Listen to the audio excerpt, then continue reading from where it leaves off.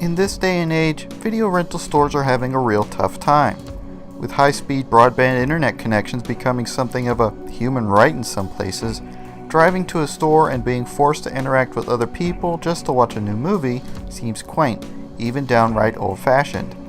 But in the 80s and 90s, a journey to the video store was a weekly ritual for many families. The parents would go straight to the new releases section, and of course the kids would make a beeline to the video games. But if you didn't do your homework one weekend, your parents might forbid you from renting a game. In that case, as a kid, where did you go? Sure, you could migrate to the action or comedy sections, but most of those movies that you hadn't already seen were for grown-ups. You wouldn't be caught dead in the drama or foreign movie sections unless you were looking for a Godzilla release. And you might have thought you were too old for the children's or family movies aisle. So if you were like me, you often found yourself, at least briefly, hovering around the horror section. You knew your parents wouldn't let you rent the movies, even if you had the guts to ask, but you wanted to see the terrifying box art and the horrific names they carried. It took a while, but the video game aisle would eventually begin sporting video games with equally scary box art, and that definitely includes the Splatterhouse games on the Sega Genesis. I never played these games as a kid, I just knew they were terrifying, and I was afraid to dedicate my allowance to something I might stop playing in fear after 5 minutes. While later games would vie for the title of goriest console game, there's no doubt that for the time the Splatterhouse games were horrific. But that's not all they had going for them. The Happy Video Game Nerd has done heartfelt videos on the Splatterhouse series as a serious fan, and I highly recommend watching his videos if you would like to learn more about the series. He covers the arcade game, the 2 Japanese sequels, and the modern update. There was one game he only mentioned briefly, however, known as Splatterhouse Wanpaku Graffiti, a Japanese Famicom exclusive released in July 1989. He didn't cover this game because it's not really a Splatterhouse game. It's a spin-off / parody with a very different playstyle. No matter which Splatterhouse game you play, the basic story is that you play as Rick, a young man wearing a mask that gives him super strength to rescue his girlfriend, who has been kidnapped by an evil spirit something or others. The opening to Graffiti reminds me a bit more of the Ghosts and Goblins intro, but whatever. The game is broken up into several chapters and it plays as an action platformer, though it's pretty light on the platforming. Walk right, kill enemies, don't die, it's pretty typical. But it also has some gimmicks that you wouldn't expect from a parody horror game. Rick can take damage 4 times at the game's outset, but you'll notice a counter at the top left of the screen. This goes up each time you kill most enemies, and reaching the threshold indicated causes Rick to gain some maximum health. So the more enemies you kill, the more health you'll have for later parts of the game, which is some incentive to play aggressively.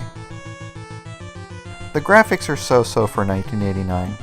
There's variety in the areas and enemies, though they have few animation frames.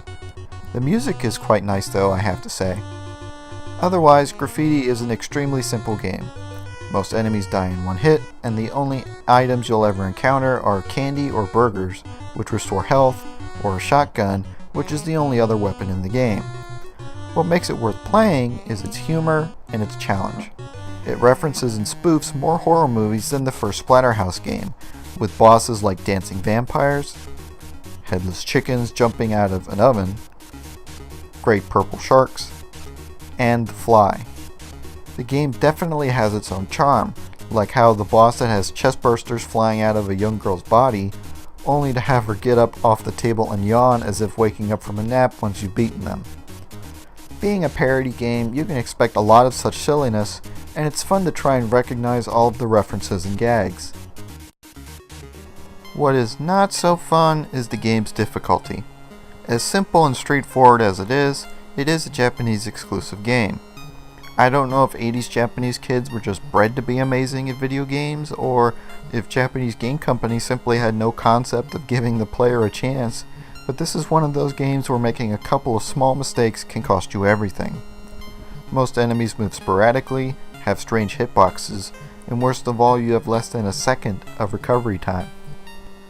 While it's not nearly as bad as one-hit death games like the Japanese Transformers game or the Japanese Star Wars game, Especially since you're given 4 continues and a password feature, there are several areas in the game that can be very, very difficult. For example, this big rat boss at the bottom of these sewers. It will die in one hit, but it throws an endless stream of rats at you and you can't jump because there is a strong wind pushing you back.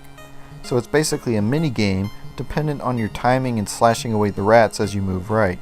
If you get hit once, the wind pushes you all the way back to the left and you have to start over.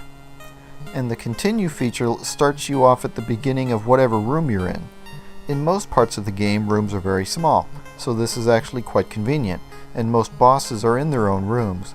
But this particular boss is at the end of a long room full of enemies, so every time you continue you have to make your way back to the boss. There are also small bugs and annoyances that really get under my skin, like if you kill an enemy too close to the left side of the screen and they drop a candy, you can't get it. Come on, man, it's Halloween and you're teasing me with candy? Like I said though, there are passwords which will start you off at the beginning of one of the 7 game stages. However, if you use a password, your max health is set to 8 units, which is much less than it could be if you played the game without the passwords in the later stages. So if you want to reach the maximum of 15 health by the end of the game, you will need to start from the beginning, or at least from stage 2. Getting that max health capacity is also quite difficult though, as every time you use a continue, your current experience value is reset to 0. So mastering this game will take you a good while, despite its overall short length. And while it's not nearly as ghoulish as the real Splatterhouse games, Graffiti does manage to have some creepy moments, especially with the bosses that involve possessed children.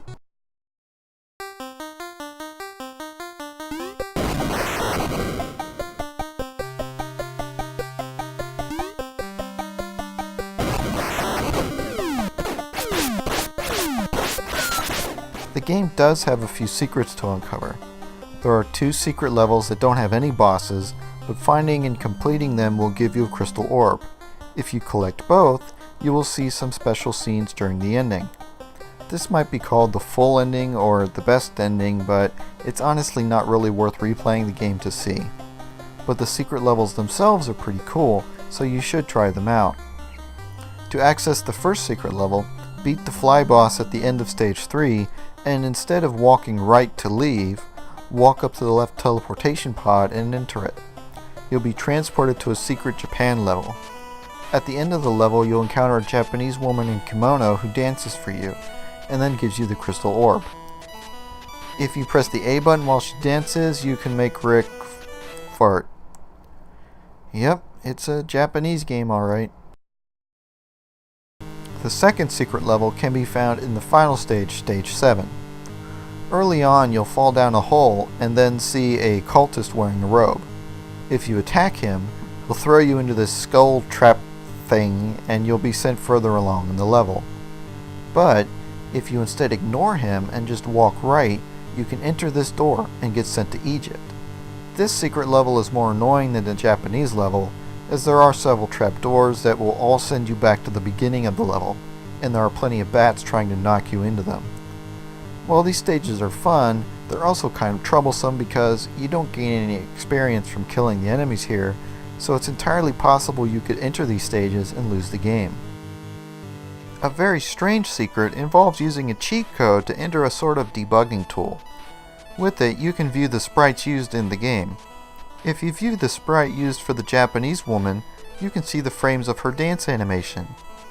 But if you cycle through her frames around 35 times, she will change to a different sprite where she begins to take off her kimono, and then switches to a sprite of her wearing nothing but a bath towel. If you cycle through her sprites again, she will cover herself up with the towel and blush. I have no idea why this is here.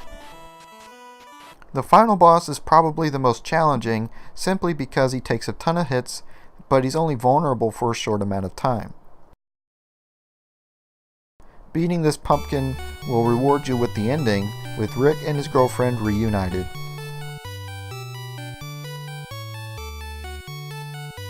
Aw, isn't that sweet? But, is the story really over?